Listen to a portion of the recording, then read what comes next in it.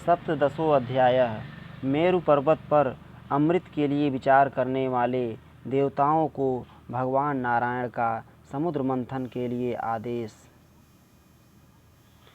उग्र श्रवाजी कहते हैं, तपोधन, इसी समय कद्रु और विनता दोनों बहनें एक साथ ही घूमने के लिए निकलीं। उस समय उन्होंने उच्चैश्रवा नामक घोड़े को निकट से जाते देखा। वह परम उत्तम अश्वरत्न अमृत के लिए समुद्र का मंथन करते समय प्रकट हुआ था। उसमें अमोघ बल था। वह संसार के समस्त अश्वों में श्रेष्ठ, उत्तम गुणों से युक्त, सुंदर, अजर, दिव्य एवं संपूर्ण शुभ लक्षणों से संयुक्त था। उसके अंग बड़े हष्टपुष्ट थे। संपूर्ण देवताओं ने उसकी भूरि भूरि प्रशंसा की थी। शौनक जी ने पूछा, सूत नंदन, अब मुझे यह बताइए कि देवताओं ने अमृत मंथन किस प्रकार और किस स्थान पर किया था, जिसमें वह महान बल पराक्रम से संपन्न और अत्यंत तेजस्वी अश्वराज उच्चैश्रवा प्रकट हुआ।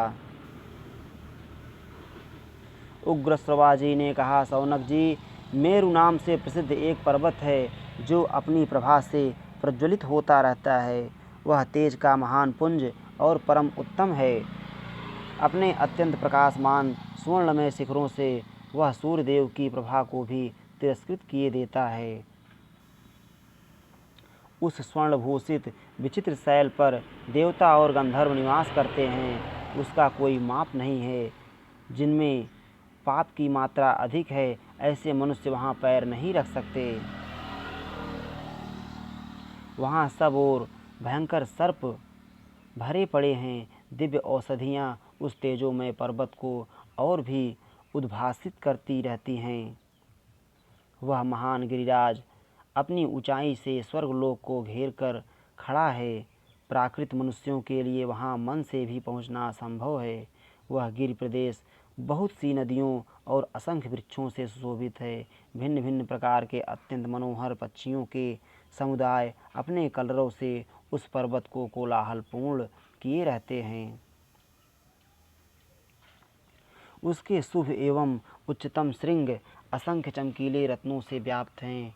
वे अपनी विशालता के कारण आकाश के समान अनंत जान पड़ते हैं। समस्त महातेजस्वी देवता मेरुगिर के उस महान शिखर पर चढ़कर एक स्थान में बैठ गए और सब मिलकर अमृत प्राप्ति के लिए क्या उपाय किया जाए, इसका विचार करने लगे। वे सभी तपस्वी तथा शौच संतोष आदि नियमों से संयुक्त थे।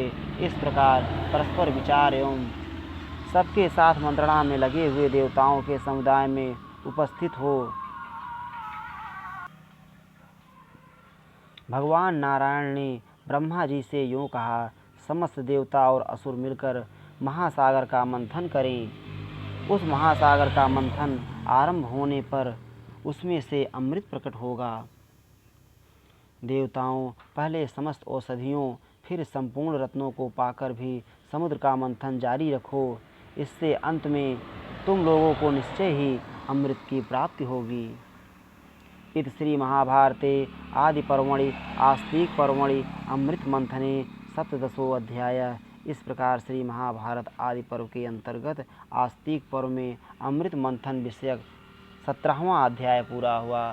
श्री राधा वल्लभ लाल की जय।